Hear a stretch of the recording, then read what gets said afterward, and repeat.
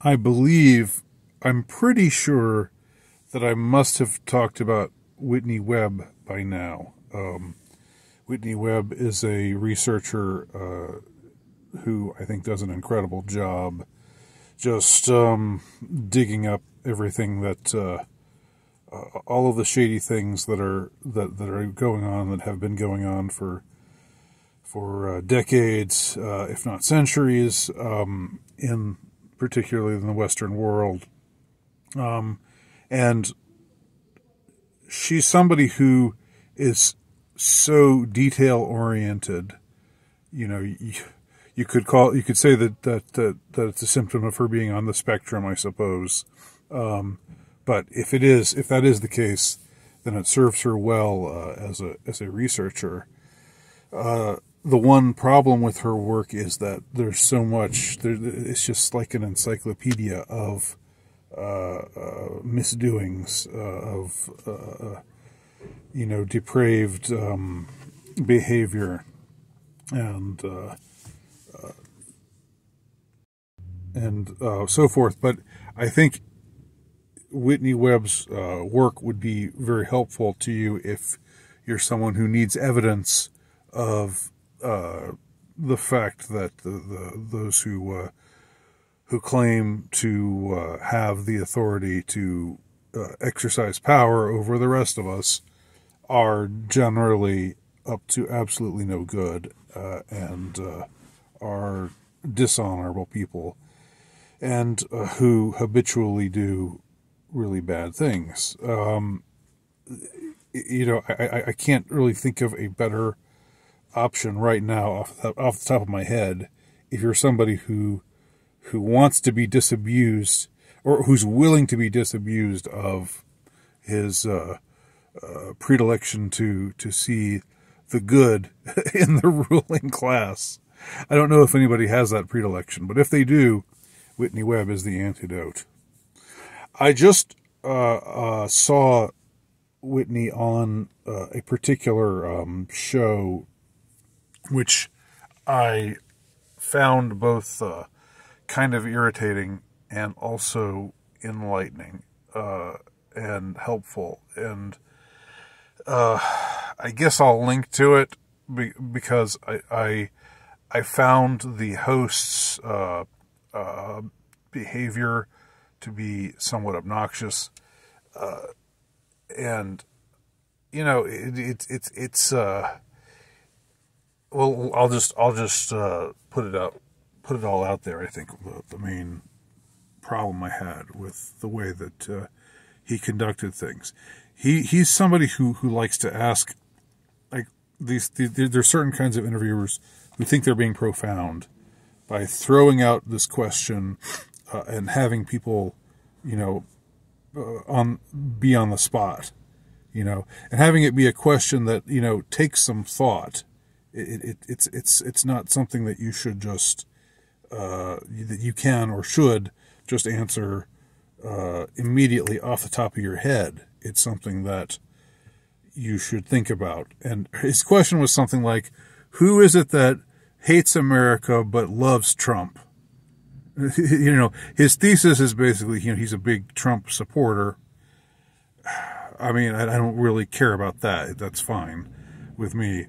But this whole idea that anybody who is against Trump, or who thinks ill of Trump in any way, is just a hater of America. But just to putting out this question in this way that puts people on the spot, puts the person you're interviewing on the spot, is dishonest. I think it's a dishonest way of conducting an interview. And he asked this question of Whitney Webb. Whitney Webb is not, really a big believer in anybody, in anyone who aspires to power, and that includes Donald Trump, which it should. I think she would say, as I would say, and as probably a lot of other people would say, that Trump is the best of a lot of bad alternatives, but not that we wouldn't just advocate for Trump because Trump is somebody who has, nothing that can be criticized about him. I mean, I think that is absurd, an absurd way of approaching this. Does he have enemies who are deeply dislikable and do a lot of really hateful people hate Trump? Yes, that is absolutely true. That is absolutely the case. With that being said, he's probably doing something right.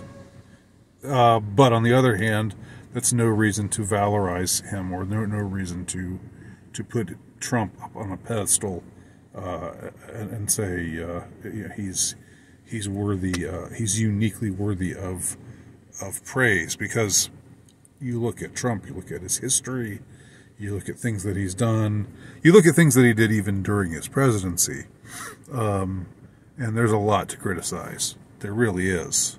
So that's something I really didn't like about this interview with Whitney Webb.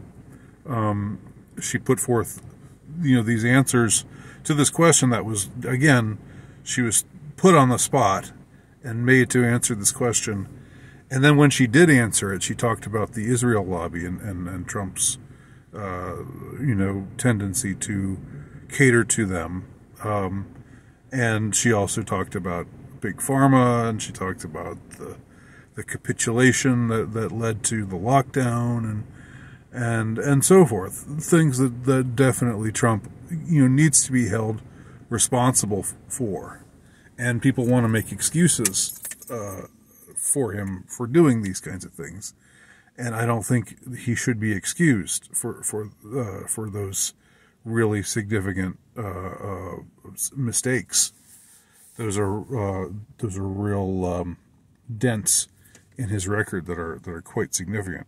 One thing I will say about this interview is that it brought out this part of Whitney Webb that I hadn't seen before, in that she absolutely broke down in tears at one point. Now, I'm not somebody who I don't put a lot of stock in emotion. I don't think, they're showing emotion, that means, isn't that touching? Isn't that wonderful? Most of the time, I'm not that kind of person, But I think for somebody like Whitney Webb, who is just if you know her, if you've ever heard her speak, that she is somebody who kind of rattles things off, and has a lot of knowledge and but who's not inclined to speak with a great deal of emotion. I believe that there's a conviction that animates her, and she said that before. She's talked about how she was asked once, I think, does she feel like she's in trouble? Does she ever feel like she's in danger because of the kind of things that she's exposing? And she says that she doesn't care. Somebody needs to talk about this stuff. This needs to be put out there, and that's I think a very honorable sort of answer.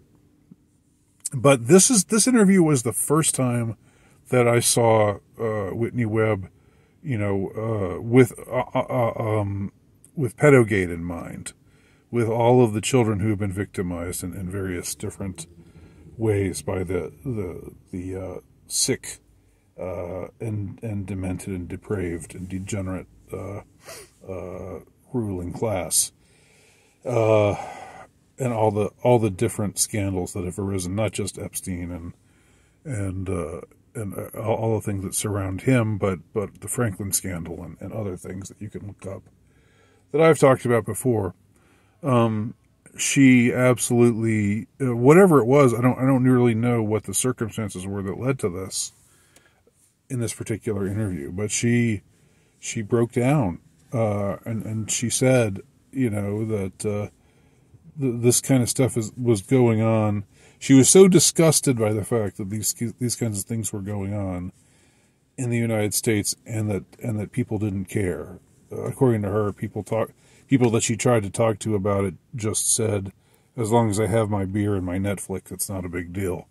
and she was so appalled by that led her to leave the country to where she lives now.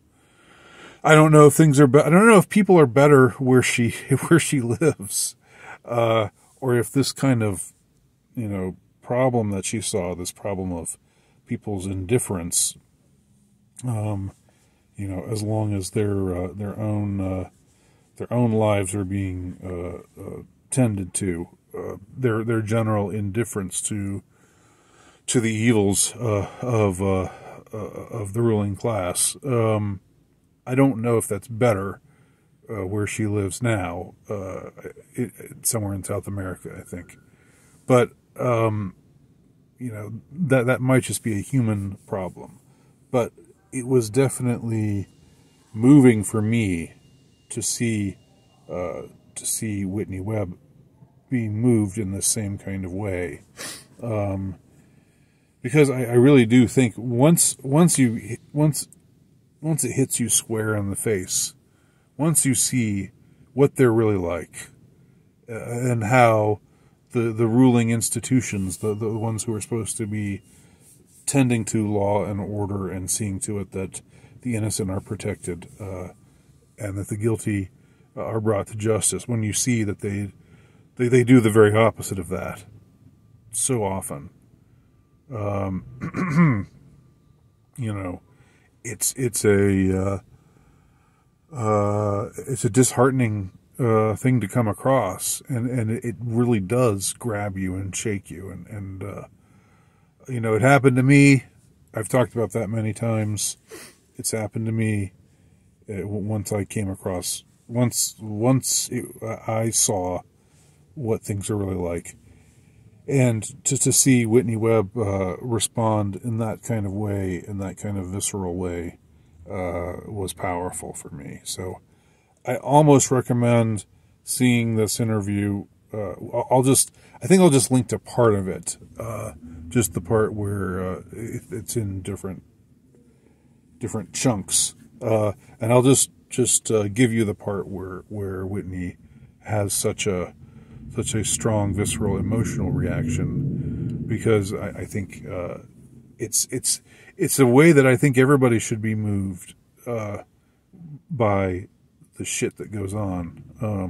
It's we should be outraged, and we should be upset, deeply upset, about the things that they're doing, and how they're escaping justice. It should bother us all.